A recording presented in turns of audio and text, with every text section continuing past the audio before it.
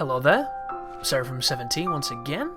This is my Gravity Daze video walkthrough. This is episode 17, it's called Fading Light, and this is me showing you my upgrade tree. It's a rarity, so please feel free to pause it if you want to follow what I'm doing. I don't recommend it. I am literally not putting points into anything except for Gravity Kick and my time powers. It'll definitely get you through the game, but it'll also be slightly more tricky, so you need to be aware of that. But on this particular mission, we're going to be going all the way back up the hollow to try and get back to the city that's at the top of this ever-winding rabbit hole. And this is a mission that is a little bit padded for my tastes. There's a bunch of mandatory fights that you have to do against a lot of different... are they called Nevi, I think, the creatures? So what I'm going to do, guys, is I'm going to skip the majority of the fights. It's not because I don't particularly like the combat or I don't think that there's enjoyment to be had. It's just it's not my favourite thing. And because this is a walkthrough, this is by far the simplest strategy to get you through this game. And before we can get out of here, we have to kill the ones that the game's told us to. Do you notice how the screen has just put up a bunch of pink arrows? These are mandatory enemies that have to die. So what I'm going to do is I'm going to go into the special ability where you fire the rocks, and I'm going to use it to thin the numbers, and then I'm going to go in and kill the stragglers. At this point of the game, you've seen all the enemy types. You're not going to get surprised by anything new. It's just going to be the fish, the swordfish that dash towards you. It's going to be the guy with the stretchy arm that's got lots of weak points. And it's going to be like the traps and the standard Nevi to kill. So I have full faith you know how to do this, and you shouldn't be struggling because the combat in this game is very simple and fun. Well, if you're doing the gravity kicks, I think. On the ground, it's okay, but it just lacks the depth to keep you coming back. But a walkthrough that gives you strategies that are easy to replicate and effective are often the best ones. It's the Occam's razor effect. The simplest answer is often the best and often true. And that's kind of what you want when it comes to these videos. Recently, I've had a couple of harsh critics on one of my Devil May Cry videos because I used an untouchable to kill a boss. And if you don't understand what that is or what that means, it means I used an item that made me invincible for a set amount of time to get a big advantage against a boss who's very difficult. These items are in the game, guys. It's not cheating, it's part of the game. And it is a strategy that a person of any skill level can do. However, there are people who hold games to a different standard, and we've all got a part of this in ourselves. We've all got certain things that we refuse to do, or standards that we adhere to. Unfortunately, especially on the internet, it gets pushed on people a lot. I push certain theories and certain facets of my personality on people, but I like to always try and stress it by saying, these are my videos, so I'm putting these thoughts forward because they're mine. You know, they're what add to these videos. It doesn't mean you have to follow them, it's just this is what I do. And I try to be fair with this kind of assertion because you don't want everybody to be like you, that would be silly. But at the same time, if there's like-minded individuals, you'll resonate with them and you generally have the best kind of discussion and discourse that way. But when it comes to a walkthrough, walkthroughs are meant to do one thing in my opinion, and that is help people who are struggling.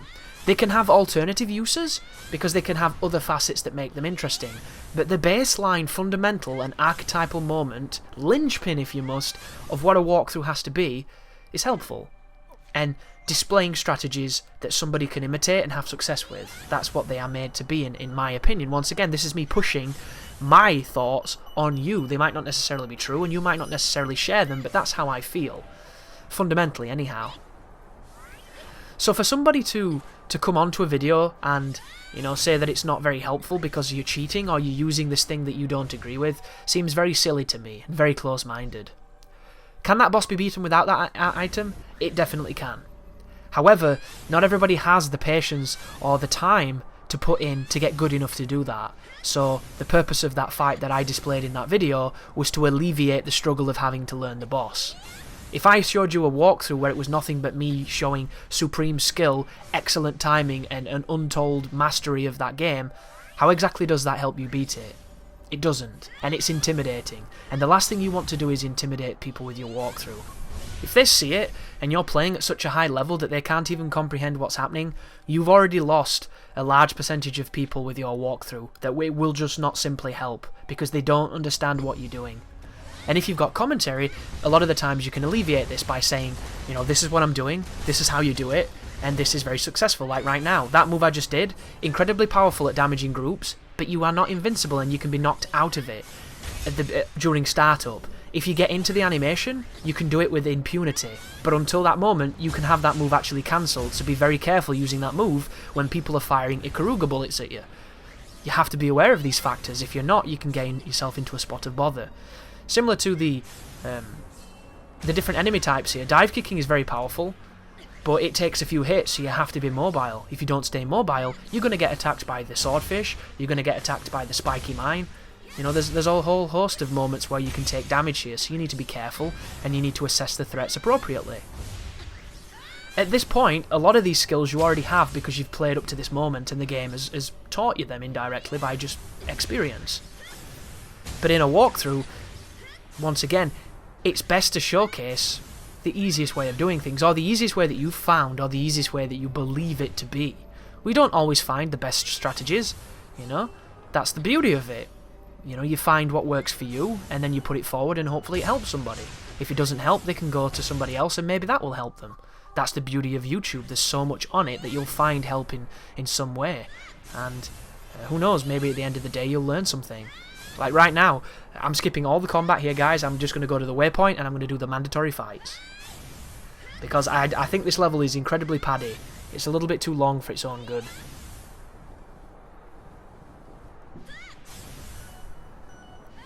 But Gravity Daze is an interesting title, and if you're looking at this and you're like, wow, this is weird, check it out. You never know, you might like it. You might hate it, might not be your thing, but at least you checked it out.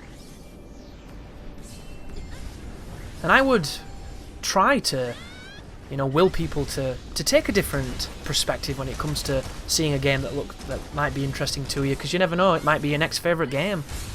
I can't count the amount of times I've seen footage of something that I have no idea what it is, I've looked into it, and then I've rented it or found a way to play it and check it out via demos and stuff, and I've loved it. This is a similar thing.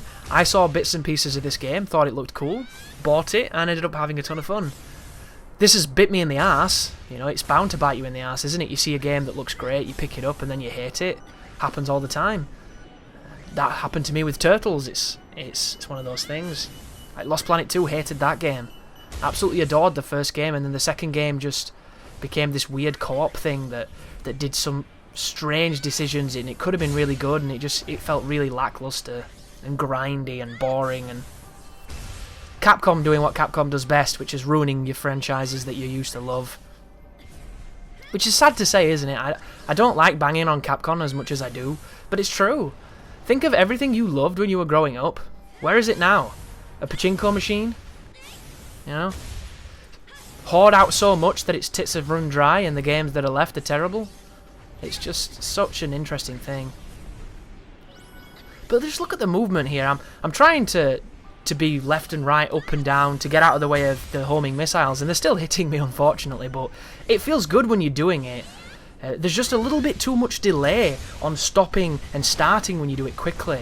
Like, there are times when I wish she'd accelerate faster, and you can hold a button during freefall, but you can't. It doesn't affect you when you dive kick, and certain other things. It's only in a set time, which I'm hoping they elaborate on some of those mechanics, because it'd be really nice if you could do some kind of good timing and get an added boost, so you could move around even more effectively if you did it correctly and with proper timing.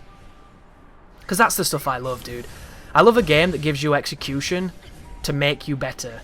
You know, give me something that requires timing, something I have to learn, something that's maybe a tricky input. That's the beauty of those advanced techniques. People don't need to use them if they don't want to, but the people who like that stuff can dig deep into it. And this is going to be tricky because hitting this guy's head's a pain in the ass. See what I mean? Sometimes the dive kick can really fail you. But divide and conquer, folks. You've played this game before. You know what you're doing. And we're at the precipice now of Mirror's Edge coming out. The new Mirror's Edge. It's open world, and I'm not too sure if I'm going to love it or if I'm going to hate it. I think Mirror's Edge 1 was a great proof of concept, but I thought the game was a little bit lacking. It didn't have enough of what I wanted to enjoy it as much as I wanted to. So I'm really, really curious to see how they've changed it, how they've streamlined it. Have they made it more accessible? Have they made it function better? Have they given you more parkour options so that it doesn't feel like all you really do is wall jump, jump and roll? I wonder. But I guess we'll find that out together because it's coming out very shortly.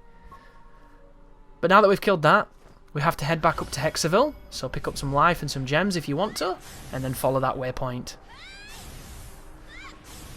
Lots of stuff to grab and collect in this game. Lots of challenges as well, if that's your thing. Personally, not a big fan of challenges unless there's something really unique to them. Like, challenges that I liked in a game were Super Smash Bros. Melee. The challenges in that game were really fun, and I used to play the same one. It was the one where you were up against the 100-man melee people, and there was a million items spawning, and they were all Pokeballs, so you could just jump around throwing Pokeballs. I used to love that one. I can't remember the number, but it was definitely one of my favourites. But this is the end of the video, guys. Thank you for watching, and you take care now.